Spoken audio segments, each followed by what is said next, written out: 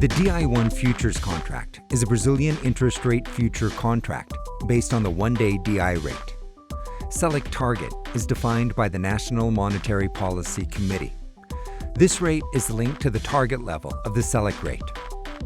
Therefore, an interest futures contract in Brazil reflects the variations of the Selic rate in the future and consequently of the DI rate as well. The DI1 futures contract is traded using a percentage rate expressed annually, unlike most interest derivative contracts worldwide, which are usually traded using the unit price, PU. The calculation to define the unit price is quite simple. The DI1 futures contract value will always be 100,000 Brazilian reals at maturity. Keep in mind that the DI1 futures contract has dozens of maturities until 10 years. All maturities up to the first year are monthly. From 1 to 5 years, this expiration are quarterly on a January cycle, and from 6 to 10, annually on January cycle as well. The present value of the 100,000 Brazilian reals, based on the contract's percentage rate per annum, will represent the PU. Although trading is represented by the rate, the position control will always be expressed in PU. The PU value and the rate are inversely proportional, meaning that the higher the rate, the lower the PU, and vice versa.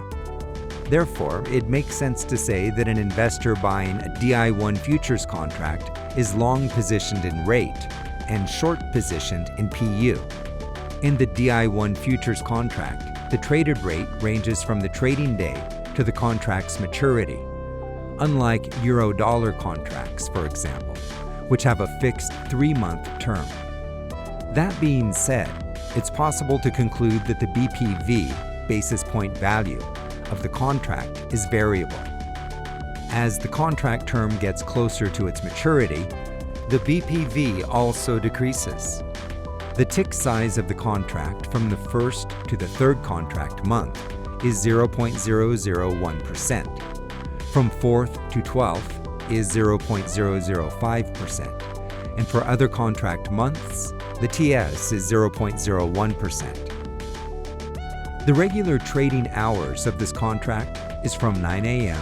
to 4 p.m., while the pre-opening phase starts 5 minutes prior to the opening. The order cancellation happens from 4:07 p.m. to 4:10 p.m., followed by the electronic call at 4:10 p.m., and order cancellation from 4:42 p.m. to 4:45 p.m. The extended trading, T+0, is from 4:50 p.m. to 6 p.m. It's important to understand the calculation methodology for the daily settlement price, one of the main characteristics of this contract. You'll notice that the base for all calculation of this contract is 252 business days. DI1, as any other futures contract, require daily variation margin payments based on the settlement price calculation. What differs this contract from others of its segment is that the settlement price is defined based on present value of the position. There is a closing call at 4 p.m., which defines the rate to calculate the daily settlement price, and thus the variation margin value. For contracts traded in T+0, here is the calculation for the daily settlement value. This settlement value is based on the PU for the traded rate versus the PU calculated with the rate defined at the closing call. For open positions on previous days, the settlement value is based on PU from the closing call rate on that same day versus the PU from the closing call rate on the day before that, adjusted by DI overnight. It works like this. Supposing that a futures contract is bought at a given rate with PU equivalent to 73,376.60. At 4 p.m. on that day, there is a closing call to set the daily settlement PU at 73,371.48. Since it's a short position and the difference between the purchase PU and the daily settlement PU was positive, the investor will receive a payment. If that difference was negative, the investor would have to pay. On the next day, the investor is long positioned with the previous day's settlement PU of 73,371.48, and it needs to update this position by applying the correction factor, which is the one-day DI rate. In our example below, 6.89% PA. As the open position is market-to-market daily, if the contract is carried to maturity, there will be payments and receipts resulting from variation margin payments over this period.